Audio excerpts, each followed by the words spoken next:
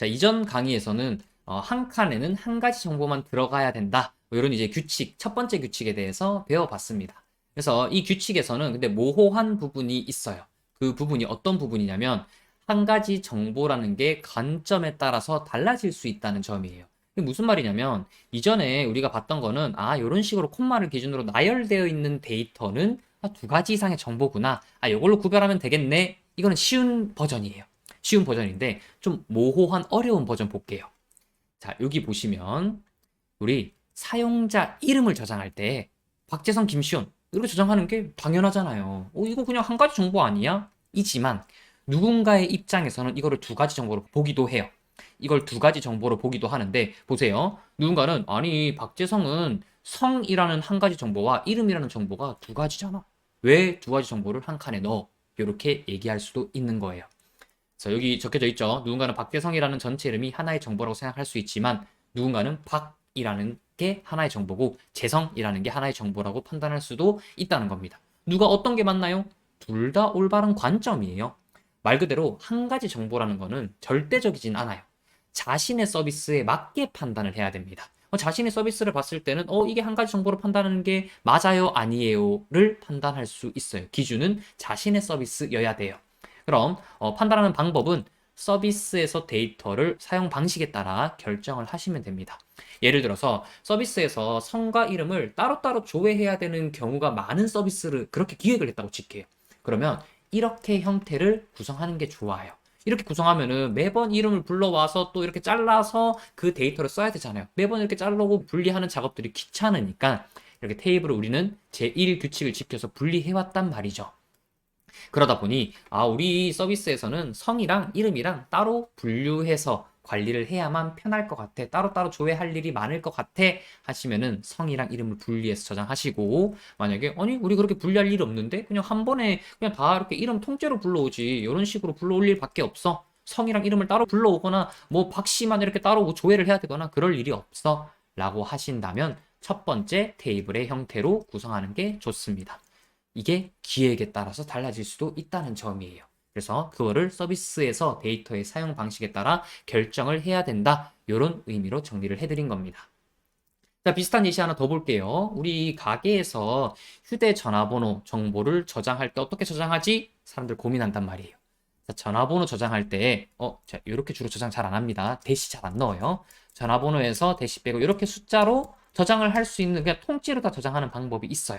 이게 전화번호구나. 저장할 수 있는 방법이 있는 반면에, 요거 정보 하나지? 한 칸의 정보 지금 하나만 저장하고 잘 한 거야. 라고 생각을 했지만, 누군가는, 아니, 그거 정보 하나 아닌데? 라고 얘기를 하는 거예요. 왜? 자, 032, 111, 2345. 이렇게 칸별로 이렇게 이제 분리해서 따로따로 저장을 해야 돼. 왜? 이렇게 분리를 해야만 지역별로 우리 나중에 필터링 할 수도 있고 052라는 이 지역 번호를 가진 전화번호만 따로 이제 필터링 할 수도 있고 따로따로 조회해야 될 일이 꽤 있어.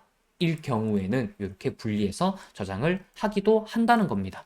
그래서 최근에는 이렇게 통째로 휴대전화 번호를 인증하는 경우가 많았지만 예전에는 이런 식으로 따로따로 이렇게 선택해서 구별해서 저장하는 경우도 많았어요.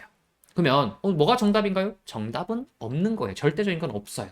무슨 기준으로 판단해? 내 서비스에서 저걸 따로따로 조회할 일이 있어? 아니면 통째로 조회해야 돼? 라는 거를 기준으로 판단해야 됩니다. 그래서 누군가는 전화번호가 하나의 정보라고 생각할 수도 있지만 누군가한테는 전화번호는 세 가지의 정보라고 생각될 수도 있어요. 둘 다 맞는 말이고 어떻게 테이블을 설계해야 되는지는 서비스에 맞게 판단하면 된다고 했습니다. 만약 전화번호의 세 가지 정보를 분리해서 따로따로 사용해야 되는 경우가 있다면 두 번째 설계처럼 활용을 해야 되고 그렇지 않다면 첫 번째처럼 설계를 하시면 됩니다. 잘 아시겠죠? 요거 한 가지 더 짚어드릴게요. 만약에 처음에 이거 성이랑 이름 따로 분리해서 사용할 일이 없어. 그냥 요 데이터로만 쓰면 될 것 같아 해서 이렇게 설계를 했는데 기획자가 바꾼 거예요. 야, 근데 이거 성이랑 이름이랑 따로 분리해야 박 씨랑 김 씨한테만 마케팅을 할 수가 있을 것 같아. 이렇게 기획해야 될 것 같아.